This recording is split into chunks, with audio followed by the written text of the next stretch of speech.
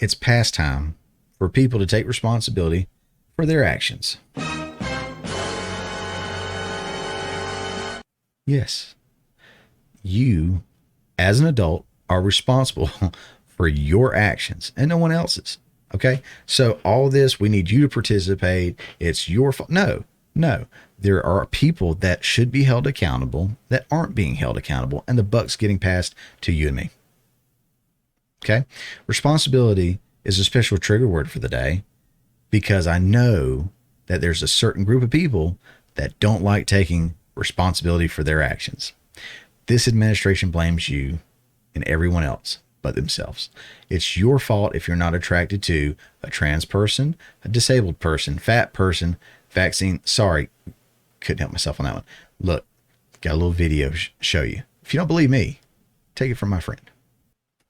Hey, bestie! You're wrong. Oh, God. I think it's time for another adult pre-K lesson. What do you think? All right, turn your listening ears on. Zoop, catch a bubble in your mouth. Good job. Okay, here's the thing. Having a preference is something like, I'm looking for a partner who likes kayaking, or wakes up early in the morning, or loves pizza. But when your preferences exclude an entire group of marginalized people, that's problematic. Okay, She's that's contradicting not nice. That's herself not a preference. in this whole video. If you lump all fat people in one group together as though they are not very different individuals, that's fat phobic. Just like lumping all black people in one group and saying, I don't like black people is racist. And lumping all disabled people in one group and saying, I don't think people in wheelchairs are hot is ableist. Do you understand what I'm saying? Look, people have a preference on what they like and what they don't like. Yeah, someone who goes kayaking, someone who likes pizza, usually preferably someone who doesn't like pineapple on their pizza or oatmeal in their cookies, right? Look, people have preferences. Okay. Some people are attracted to people of the opposite sex. Naturally, that's who they're more attracted to. People of the same sex. It's not because someone's marginalized. Because you're marginalized, you don't get special privileges. I don't have to like you or have to be attracted to you because you're marginalized. That's that inclusion that we were talking about, right? If it happens naturally, that's fine. And look, don't get me wrong. I got no problem with a big girl. Okay. I like them thick sometimes. Okay. But there's more to it than just that. But that is how you marginalize yourself, by putting yourself in that box. Fat people, black people. You're going to compare that to being black? You're going to compare that to being in a wheelchair? Look, whether marginalized or not, even those groups aren't similar. Okay. You can't say, oh, well, I'm fat. That's just like hating on me because I'm black. No, it's not. No, it's not. Look, I'm a big dude. Okay. I'm a big dude. Okay. Not every woman is attracted to a big guy. Now, I got fortunate. I got very lucky. A smoking hot wife. Don't know how I pulled that off. Okay. She likes me for me. I'm cool with that. All right. But she's skinny. And I've had them skinny. I've had them thick. I've had them all kinds. Okay. All shapes, sizes, and colors. But it wasn't because they had to meet this certain quota of appearances and whatnot. It was a multitude of things. And that is where I think certain people, where you call them marginalized, whatever, certain groups of people struggle, is they think that one thing that marginalizes them or whatever is what identifies who they are entirely. Now I'll go back to the trans people. Again, got no problem with them. But if that's who defines who you are, you've got a lot of soul digging to do. Okay? Like I said, hang out with gay dudes, lesbians, whatever, all the time. I don't think of them that way. I don't address them that way. I don't, change how I do things for them. I treat them like a normal human being. That's all they expect me to do to them. Treat them like I would treat anybody else. And I do. Okay? Nothing special. I make jokes and pick at them just like they do for me. Okay? That's part of being included. That's part of being part of the joke. Being included, that's a big thing. Right? I I don't have to validate them. They don't expect me to validate it, validate them, whatever. They're happy with who they are. Okay? They know who they are. I treat them with respect. Sometimes I start a sentence and I don't know where it's going. But look, they're attracted to who they're attracted to. I'm attracted to who I'm attracted to.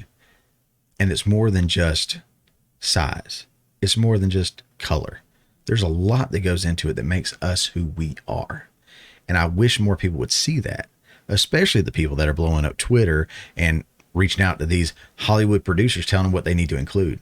Because again, your character is more than that one little thing that you're trying to define yourself by. Okay? Look, we already know this. And again, you're going to hear my bias in this because I am biased. Okay? And I don't even know where I fall on the spectrum of left, right, center, whatever entirely. But look, the Democratic Party is a party of not taking responsibility. And I don't mean every single person that identifies as a Democrat. Okay? But here's some things. A lot of them feel like they shouldn't have to work. And this is me talking about not just, voters, but mostly the administration, what they're trying to push out there, right? Oh, don't have to work. Food should be free. Medication should be free. They should be paid to stay at home.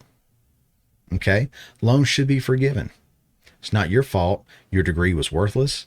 It's not your fault you kept changing majors. It's not your fault you dropped out of, after 7 years of not finishing and you still had all that loan. Now, look, I hear the arguments. Well, I get interest charges of so-and-so every month, and it's hard to catch up, if not impossible. I get it. And I've had loans like that. But we still have to pay them off. If you took out the loan, you owe the money and pay it off. I know it's difficult. But again, builds character. They believe money grows on trees. That we can just print more money, and that solves the issues. And it doesn't. Okay, if they print more money, they think it won't impact the economy, right? It'll get us out of debt faster. It'll completely cover the latest spending bills. How many spending bills are they pushing? They're saying, hey, it won't cost the American people anything in taxes. Nothing's going to change, and this is our spending. That's not true. The United States government doesn't create anything. Okay, they just export, they import, and they tax us, right? We are the source of income. We are the product. They don't have money. Every time they print another dollar, it devalues every single dollar in circulation. $100 today was worth significantly more in the 40s, 50s, 60s, or what have you than it is now. $100 today is worth more than $100 5 years from now, because it's going to take that or even less to basically make it worth $10. The buying power, the spending power is not the same. And it's because of inflation. It's because they keep printing money. Okay? That's got to get under control. And I'm a huge, huge Rand Paul fan. And I totally believe in auditing the Fed, see what's going on, and get it under control. Boo-doop. All right. Let's see. As long as there are millionaires and billionaires, they will always be evil. You should hate them for being successful. They'll be taxed more to cover all those other expenses. Okay. Let me drop a little knowledge on that. All right. So if that's the aim, right, of the Democrats to say, hey, this is what we're going to do. We're going to go after the millionaires and billionaires, right? We're penalizing success. I mean, they already pay a ton. You just saw not too long ago, Elon Musk and Elizabeth Warren get into a spat. Elizabeth Warren doesn't know what she's talking about. Okay. Not the first time anybody could say that about her either. But she said Elon wouldn't pay any taxes. He paid more taxes for last year. He'll pay more taxes for last year than anyone has ever paid. It's a matter of fact. But she doesn't understand that. Okay. I don't know, because she's getting her news from certain sources that echo the same exact thing. So again, variety. All right. Not only does it penalize success, there's still not enough. if we go after the millionaires and billionaires and we tax them, there's still not enough to cover all the expenses that continue to get rolled out. Okay. And it de-incentivizes a drive for success. So what drives you to succeed? Is it recognition?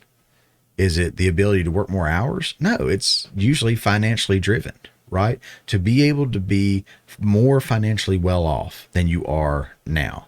That's why we do what we do. We're driven to be more successful because we want to make more money. We want to buy more things. We want to not struggle and live paycheck to paycheck. So the idea that, hey, if you go out and create a business, grow it to something the size of like Amazon or Walmart or Microsoft, we're going to take most of your money away because you were too successful. You made too much money. Now, don't get me wrong. Don't get me wrong.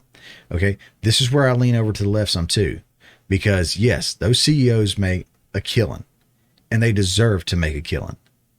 But if they're paying a minimum wage to their people, that's just ridiculous. Now, Amazon, I give them props because I know those guys are what, $15 an hour or more. So that's great. And more companies should do that if they can afford to do that. I do believe that the minimum wage should be raised. Now, I'm not saying to $15 an hour.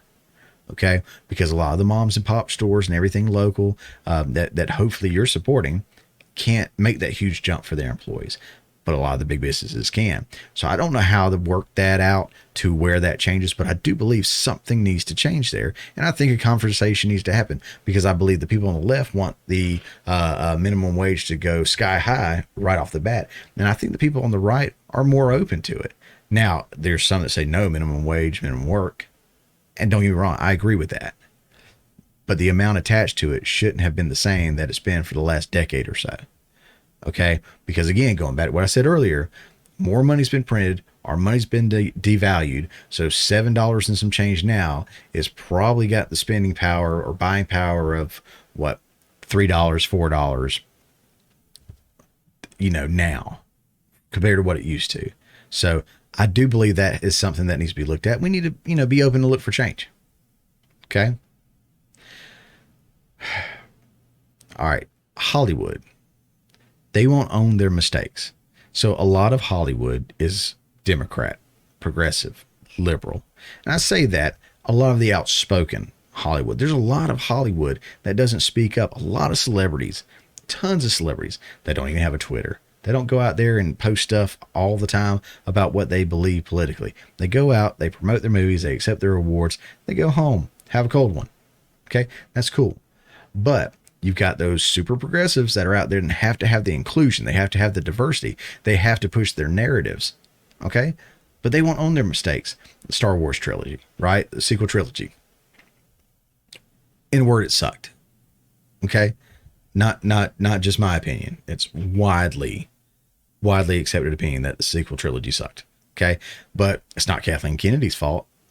It's not due to them virtue signaling and pushing, characters without giving them stories, giving them abilities right off the bat, without giving them any kind of character. No, it's not their fault. It's the fans' fault.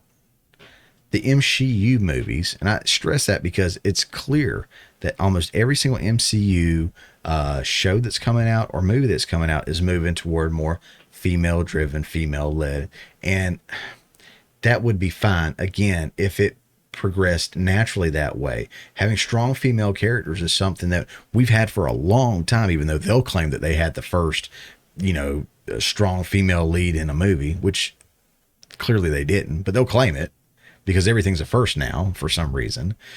First gay lead, first, female lead, first lead of color. It's not true. Okay, not true at all. But they're going to say that because they need you to believe that. So you'll go to the box office and, spend your money. All right. But right now they are taking the guys out of the leads. They're even, whatever they're doing, they're changing genders. And that's the other thing, changing the genders. If you had the actual female leads to put out there and the characters that already exist, I think the fans would be more open to that versus changing the genders, changing the identities of these characters that have been around for, decades in the comic books. But MCU movies, shows, comics are, starting to kind of get trash, right? It's not Kevin Feige's fault. It's not due to them virtue signaling. It's not because they're more focused on diversity and checking boxes than telling good stories. It's the fans' faults, right? Just ask who ruined Santa Inc. It's not Seth Rogen's fault. It's not Sarah Silverman's fault. It's not due to them virtue signaling. It's white people's faults. Okay? And judged by the Rotten Tomato score, let's take a look at that. Pretty depressing. Pretty depressing. So not even enough critic reviews to get a score. 4% audience review. 4%. But it's not because the movie sucked. Or show, whatever it is. It's a show. It's not because it sucked. It's because racist white people didn't watch it. If you look on Twitter, that's what it's going to say. Specifically coming from people like Seth Rogen and Sarah Silverman, who are behind the film. Just doesn't make any sense. Okay? And this one, they can blame the critics too, because not enough critics reviewed it to even give it a critic score. They didn't want their names attached to it. They knew it was garbage too. All right? But no one on the left seems to want to own their responsibility. I know that's a trigger word. Don't do it again. All right. But it's always somebody else's fault. Hey guys, thanks for checking out this clip from the Morning Mayhem. Remember, this is just a portion of the full show that comes out every Friday morning at 10 a.m. Eastern Time. If you hadn't already, don't forget to subscribe so you don't miss out on any of the full shows or these tasty little nuggets.